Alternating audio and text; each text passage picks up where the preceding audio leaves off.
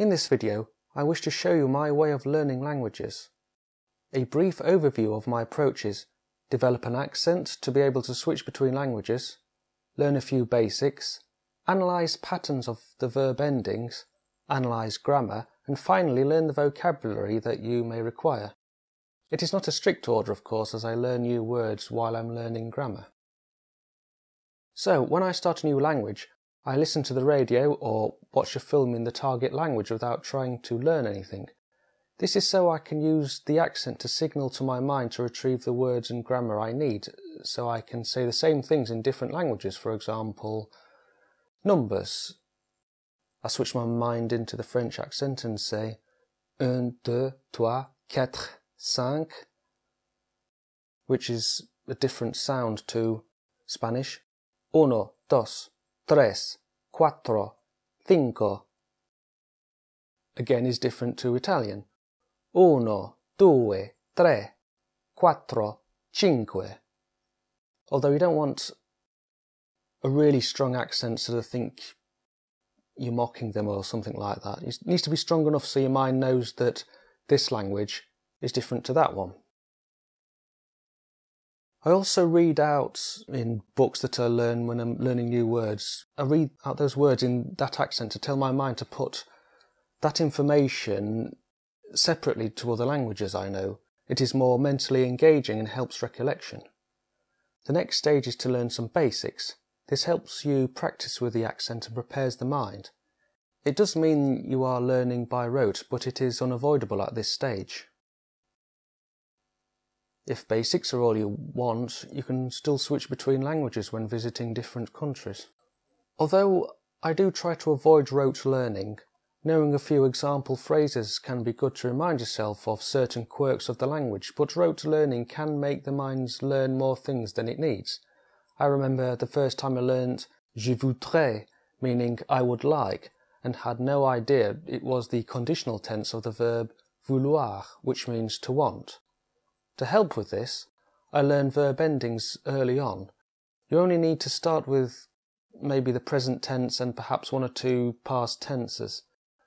I'm always looking for patterns in the verb endings and the language in general, which is why I mention them so much in my tutorial videos. It is just how I see the language, and if you know the patterns, it reduces the amount of things you need to learn. Be prepared for exceptions, as there are always exceptions to rules in languages. Also, I find that the patterns in the French verb endings are more obvious in the spoken language than the written one. I also try to analyse grammar early. I find that having more than one book on grammar is useful, as they show different concepts and explain certain things differently. It is normal to be overwhelmed by the first language you learn, as there are lots of new concepts at once: pronunciation, word order, etc. But subsequent languages will be easier, as the brain now is used to something different to your first language. Try to think in the target language. You often cannot just take an English sentence and just swap each word for a foreign one. Personally, depending on the type of word, I think of up to 3 words at a time and translate them. For example, if I translated "I would like a cup of tea, please," I take the "I would like" part, translate that, then I naturally recognise the nouns and translate "a cup of tea," and then tag on the "please." Hopefully you will develop a feeling for the types of words, such as verbs and nouns, rather than having to work them out.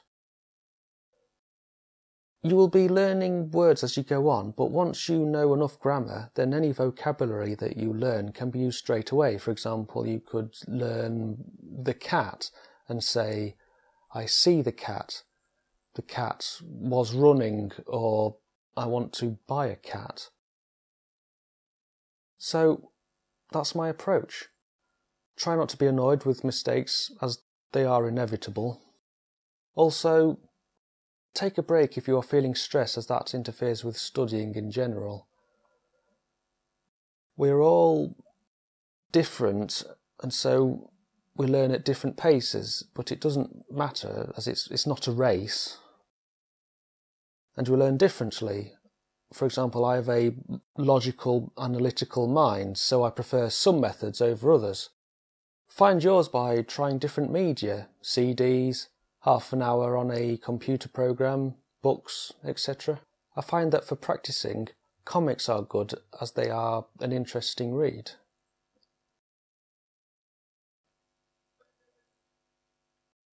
Just remember, with regards to languages, the most important thing is simply to be understood. If someone said a sentence and the only word you understood was table, but you understood what they meant by their gesticulations, then that's a success. Languages should be enjoyed, so enjoy playing with it. I've made some mistakes when talking to people on holiday, but it doesn't matter. It's unlikely that I'll ever see them again anyway. I hope I have helped you with your studies and gave you lots of useful tips, and thank you for watching.